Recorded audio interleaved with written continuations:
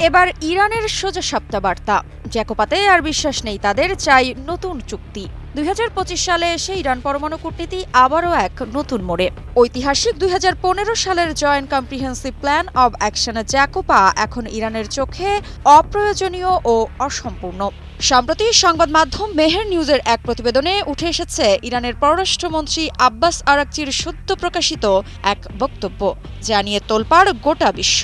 Araghchi স্পষ্ট করেছেন, বিশ্ব পরমাণু নিরস্ত্রীকরণ চেষ্টার ভবিষ্যৎ সংলাপের চেয়ে সংঘাতের পথে হাঁটা বৈশ্বিক নিরাপত্তার জন্য বড় হুমকি। এখানে আরাকচি ইঙ্গিত দিয়েছেন, নতুন সমঝোতা ছাড়া ইরান তার স্বার্থ রক্ষা নিশ্চিত করতে পারবে না। ইরান দাবি করছে তাদের পরমাণু কর্মসূচি সবসময় শান্তিপূর্ণ এবং এই বিষয়ে বিশ্বের সবচেয়ে কঠোর পরিদর্শন ব্যবস্থায় সম্মত হয়েছিল দেশটি। কিন্তু যুক্তরাষ্ট্রের একতরফা চুক্তি থেকে সরে যাওয়া এবং নিষেধাজ্ঞা পুনর্বহাল আস্থার সংকট তৈরি করেছে। বিশ্বমঞ্চে ইরান দীর্ঘদিন ধরেই পারমাণবিক অস্ত্রবিরোধী অবস্থানে অনড় রয়েছে। 1974 সালে মিশরের সঙ্গে যৌথভাবে মধ্যপ্রাচ্যকে পারমাণবিক অস্ত্রমুক্ত অঞ্চল গড়ার প্রস্তাব দেয় তেহরান।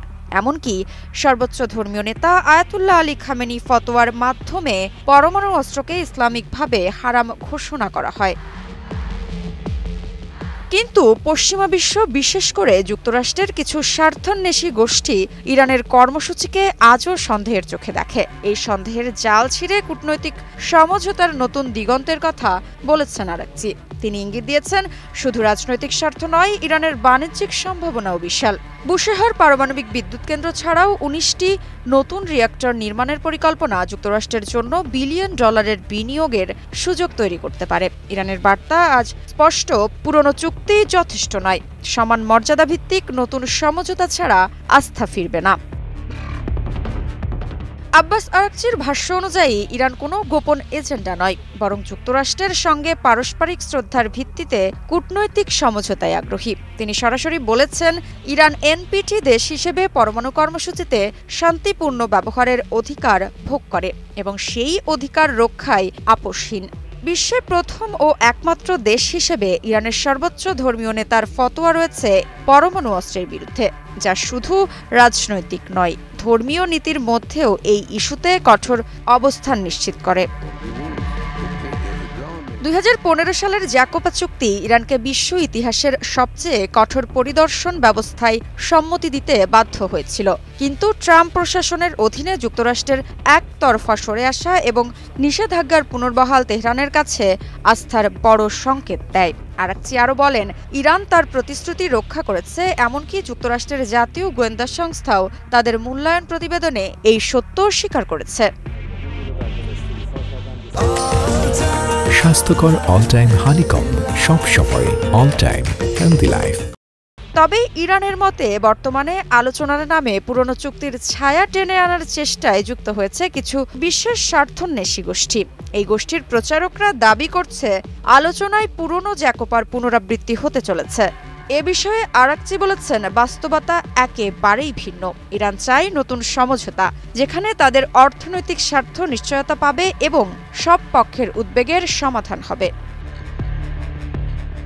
বিশ্ব রাজনীতির এই প্রেক্ষাপটে ইরান যুক্তরাষ্ট্র সম্পর্ক একটি বড় ধাক্কা খেয়েছে।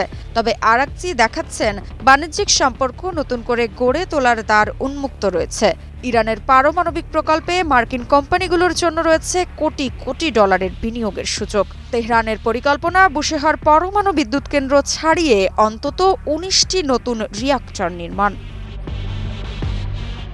আরাকচি জোর দিয়ে বলেছেন, আলোচনার পরিসীমা অবশ্যই পরমাণু ইস্যু ও নিষেধাজ্ঞা প্রত্যাহারের মধ্যেই সীমাবদ্ধ থাকবে। নিরাপত্তা কখনোই আলোচনার টেবিলে আসবে না। সর্বশেষ তার বার্তা ছিল স্পষ্ট, পরমাণু নিরস্ত্রীকরণে ইরান কোনো ব্যতিক্রম নয়।